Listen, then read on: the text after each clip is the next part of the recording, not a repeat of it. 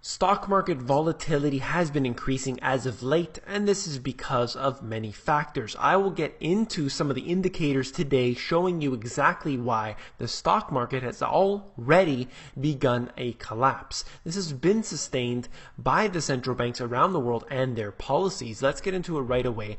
I want to show you one of the biggest issues that I like to bring up. This is major U.S. financial institutions' leverage ratios. You're looking at all these different colors here, but the blue color on the very right, that's the Federal Reserve showing you Q3 2014. They are far greater than all of these institutions, and you're talking about institutions that are huge. JP Morgan, for example, having even trillions more in derivatives than the GDP of the entire world. Something that's so unbelievably drastic. And then the Federal Reserve in this instance has a higher leverage ratio than all of those other ones. This is something that is so insane, so crazy, but yet they continue to do these policies. QE1, they said that would be all they ever needed. Of course, that wasn't the case. QE2, this is all we ever needed. Now QE3, and they're saying that that's it, that's all they're ever going to need. Well, the fact remains is that they need more and more stimulus. Let's get into the real stuff right here. MSCI World Stocks. You can see between QE2 and QE3 there was no growth essentially, and in other cases you had the growth actually on a decline. So then we look at when QE3 begins, and it's practically a straight line upward. Of course, that corresponds directly with the Federal Reserve's balance sheet, something I talk about often. And then you can see now it's starting to taper off in the growth. And why is that? Because the Fed has supposedly been tapering off, at least in the rhetoric, has been tapering off in their own money printing. So we can expect to see that if they actually do pull out of QE3, that we're going to expect to see another decline happening or another stagnation. But ultimately, we are not going to see growth because the Federal Reserve has generated that false growth. This is all a fictional tale. Let's get into this right away. I want to talk to you about why the markets are broken. You can see this, all liquidity gone. Pointing at that right here, you can see on the top chart how in an instant things can change. One trader can make that difference. High frequency trading is something that has been breaking all of these systems. Let's get into this right away. I want to talk to you about the NASDAQ, the market system status. They have changed this page right now, but previously it was talking about how the market, just for a period of time, they lost control, nothing to worry about. Some of their servers were down, but everything is just fine now. They can lock you out of your stocks. You cannot then trade. You cannot get your money out. You cannot issue sell orders or anything like this. This is what I fear about the paper markets. This isn't just here in the US and Canada. The UK is all over the world. New Zealand stock market resumes after second halt in June. This makes a big problem. It isn't just something that happens for a second, it's a little glitch and everything continues on.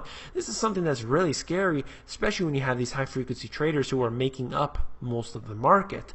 And then you have the central banks. All financial institutions are getting in on this, and it's obviously going to be a big problem. Australia also faced a similar problem where they had a glitch in their system and people couldn't trade. Huge deal. Let's get into what the IMF said. Again, I bring you the information right from their websites directly.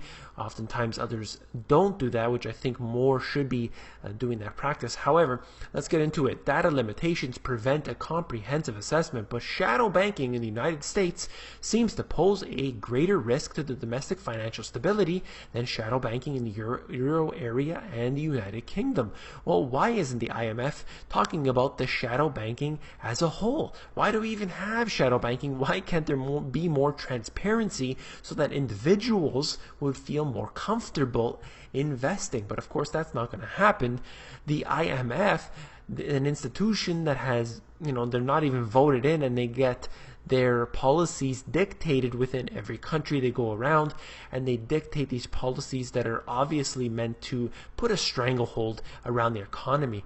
That's what I want to talk about, the shadow banking, the things that are going on behind the scenes that the individuals at the end of the day are going to be facing, because it's your job that's going to be on the line when a stock market collapses because of high frequency trading, because of the shadow banking that's going on.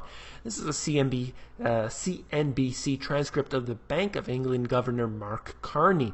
Let's look at what he says. As some economies emerge from a period of exceptional, unconventional stimulus, there will be greater volatility. And then he goes on to say, not to worry, everything is fine, we're going to handle it, we always do, but we know that that is absolutely not the case. I want to point out the fact that he said unconventional stimulus, and that is absolutely correct. When you have trillions upon trillions being printed and sent into the system, and it's being hanging around at the banks for them to then use that money and buy up stocks of the S&P and to prop everything up to make it look like everything is just fine, but the reality of the situation is anything but that. This is my biggest fear. This is what I worry about every single day when I bring the information to you. I may not mention it, but I know that I've mentioned this hundreds of times.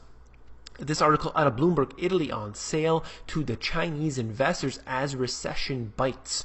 This is a huge concern of mine. We saw it in Greece where they were selling off assets of the nation. This will take place all around the world as poverty increases, as the austerity increases. You have individuals and, of course, cities, states, and so on becoming more and more bankrupt. And what do? They put their hands, give it out to the bankers and basically say, look, we need your help. Help us. And what's happening right now is exactly this. Individuals, rich individuals who are benefiting from the regulations, from these so-called government structure that we have, which is nothing but criminality, they are benefiting from this, and they're then able to buy up the shares of the stock market. They're able to buy up the real assets. They're doing this, and they're very successful at this. This is going to happen all around the world, where all nations are going to be victim to the technocrats. I wrote about it in my book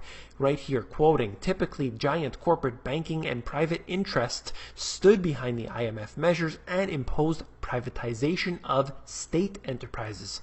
And then I said the IMF's programs loot the countries, only making matters worse. But it's not just the IMF that is going about this. This is nations basically selling off all of their private assets and all of their state assets and selling them off to private hands, to foreigners, and it's going to be a huge disaster for the future. You're going to have the Colosseum sent off and the CN Tower, and all these iconic buildings are just going to be sold off to foreign companies, and this is going to happen where you have even land being sold off, and it's going to be a bigger and bigger problem as time goes on. If you found this video informative, please give me a thumbs up.